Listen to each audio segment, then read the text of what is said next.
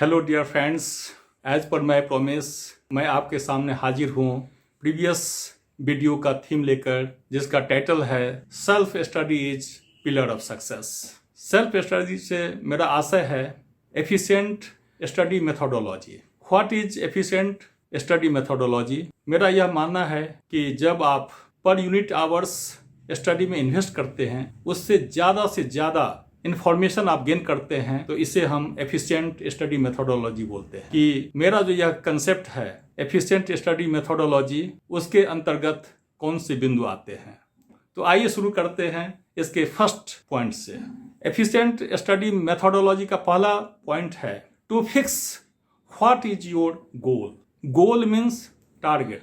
Dear students, हमारे देश के विभिन्न स्टूडेंट्स जो डिफरेंट एकेडमिक लेवल पे अभी हैं, उन सभी को ध्यान में रखते हुए इस वीडियो को मैंने तैयार किया है। इसलिए कुछ स्टूडेंट्स का गोल हो सकता है कि scoring good marks in different board exams. Board exam से मेरा आशय है 5th, 8th, 10th और 12th के बोर्ड एग्जाम्स।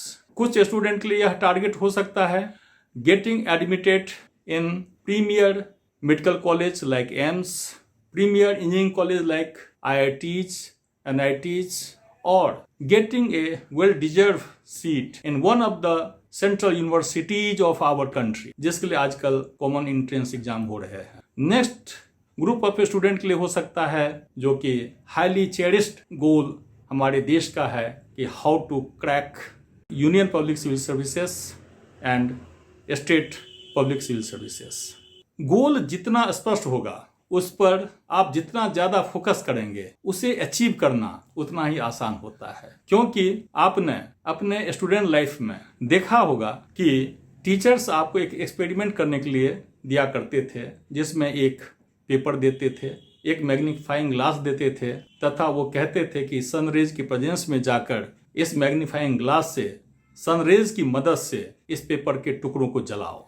जब आप उस एक्सपेरिमेंट करने के लिए जाते थे, तो जब तक मैग्नीफाइंग ग्लास के थ्रू सनरेज को उस लक्ष्य पे, उस पेपर के पॉइंट पे जब तक फोकस नहीं करते, जिस पॉइंट को आपको जलाना होता था, जब तक पेपर को बाएं दाएं ऊपर नीचे आप हिलाते रहते थे, तब तक वो पेपर जलता नहीं था। उसी तरह से जब आप अपने लक्ष्य को सेट करके उस पर फोकस नहीं करेंगे, तब तक आप उसे अचीव नहीं कर सकते। लेकिन ज्यों ही आप पेपर के उस टुकड़े पे मैग्नीफाइंग ग्लास को स्थिर करते हुए एक बिंदु पे फोकस करते थे, तो इतनी ऊर्जा उत्पन्न होती थी कि वह पेपर जल उठता था। तो डियर फ्रेंड्स, आपको भी फोकस करना है अपने टारगेट पे, ताकि आप उस टारगेट को आसानी से प्राप्त कर सके। मैं आपको टिप्स देने के लिए तैयार हूं कि किस तरह से आपको एफिशिएंट स्टडी मेथोडोलॉजी के तहत टारगेट सेट करना है। पहले यह समझ लीजिए कि यस, टारगेट सेट करना बहुत इंपॉर्टेंट। अब सेकेंड पॉइंट है why setting a goal is very important in the life of every successful person. Dear friends, मेरा एक सहज प्रश्न है कि जीवन में क्या कभी भी आप उस बस में या उस ट्रेन में बैठना चाहेंगे जिसके गंतव्य स्थल के बारे में आपको जानकारी नहीं हो कि यह कहाँ जाएगा? आपका सहज उत्तर होगा नहीं, कभी नहीं। तो डियर फ्रेंड्स, जब आप जीवन में एक कोई यात्रा उस बस या ट्रेन के थ्रू नहीं करना चाहते हैं जिसका गंतव्य स्थल के बारे में पता नहीं हो, तो आप अपने एकेडमिक कैरियर की यात्रा बिना टारगेट को फिक्स किए हुए कैसे करेंगे? आइए next point, that is third point, कि what is difference between dream and goal. आपने दो शब्दों को काफी सुना होगा, सपने तथा लक्ष्य। अगर कोई पूछे कि सपना और लक्ष्य में क्या कोई अंतर है, तो आप सोचने पे मजबूर हो जाएंगे, लेकिन है, दोनों में अंतर है।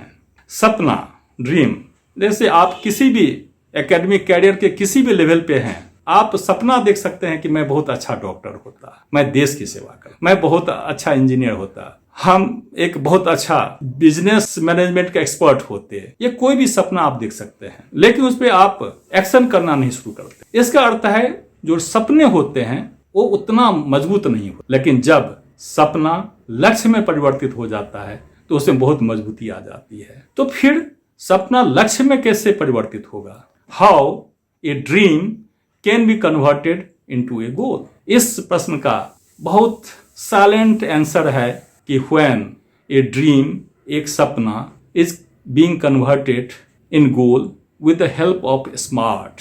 स्मार्ट इज एब्रीविएटेड फॉर, इसमें 5 लेटर हैं, SMART। एस का आशय है इट मस्ट बी स्पेसिफिक।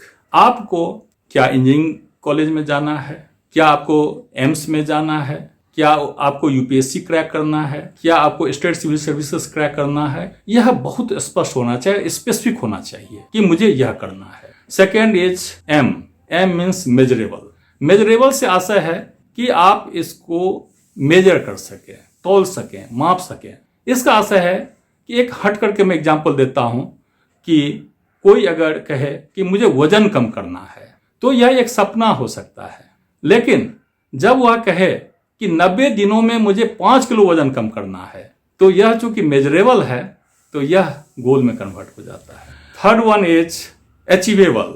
ए से अचीवेबल मीन्स आपका जो सपना होना चाहिए वो जब अचीवेबल हो तो गोल में कन्वर्ट हो जाता है, जिसको आप अचीव कर सकें। जैसे आप अगर 12th मैथ ग्रुप से किए हुए हैं तो आप इंजीनियर बन सकते हैं, अगर आप 12th बायोलॉजी ग्रुप से किए हुए हैं तो आप डॉक्टर बन सकते हैं।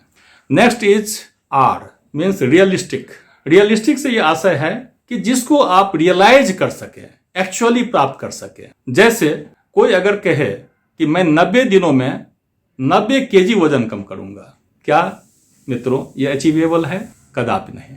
कोई भी मेडिकल साइंस नहीं कह सकता है कि कोई व्यक्ति 90 दिनों में 90 केजी वजन कम कर सकता है, लेकिन हाँ 90 दिनों में 5 केजी वजन कम करना यह अचीवेबल है। उसी तरह से जब आप किसी टारगेट को सेट करने के लिए, चाहे वो मेडिकल एंट्रेंस टेस्ट का हो या इंजीनियरिंग टेस्ट का हो, जब टारगेट सेट करके आप पूरी मेहनत करते हैं तब यह अचीवेबल हो जाता है। And last one is T means time bound. आपका जो टारगेट है वो टाइम बॉन्ड होना चाहिए, क्योंकि आपको पता है कि आपका मेडिकल एंट्रेंस टेस्ट कब होने जा रहा है, इंजीनियरिंग का टेस्ट एग्जाम कब होने जा रहा है। आपको उससे पहले जो टाइमलाइन है उस टाइमलाइन के अंतर्गत आपको तैयारी पूरी करनी है, इसीलिए आपका जो है जो टारगेट टाइम बाउंड होनी चाहिए। इन टॉपिक को कवर करने के बाद इस सारे फैक्ट्स से मैं यह निष्कर्ष आपको बताना चाहता हूं कि for achieving high efficiency in study, goal setting is the first and the most important step. Dear friends,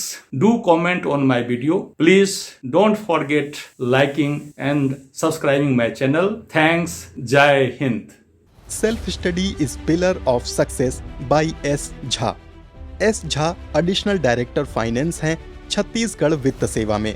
इन्होंने बनारस हिंदू विश्वविद्यालय से एग्रीकल्चर साइंस में ग्रेजुएशन किया है और कृषि अर्थशास्त्र में पोस्ट ग्रेजुएशन किया है। इसके बाद जब जवाहरलाल नेहरू विश्वविद्यालय में सोशियोलॉजी में पीजी कर रहे थे तभी मध्य प्रदेश सिविल सर्विस में सफल होकर ज्वाइन किया। सर्विस करने के दौरान LLB भी किया। Professional trainer in financial rules के रूप में IPS को PHQ में और सिविल सर्वेंट्स के कई बैच को academy of administration Nimora Raipur में ट्रेनिंग देने का अनुभव है और कई महत्वपूर्ण विभागों में जैसे कि AIIMS Raipur, DGP office, police मुख्यालय, विकास प्राधिकरण, मुख्यमंत्री सचिवालय, प्रशासन अकादमी, जनसंपर्क विभाग, छत्तीसगढ़ कामधेनु, आयुष एवं इंदिरा गांधी कृषि विश्वविद्यालय में फाइनेंशियल एडवाइजर रह चुके हैं।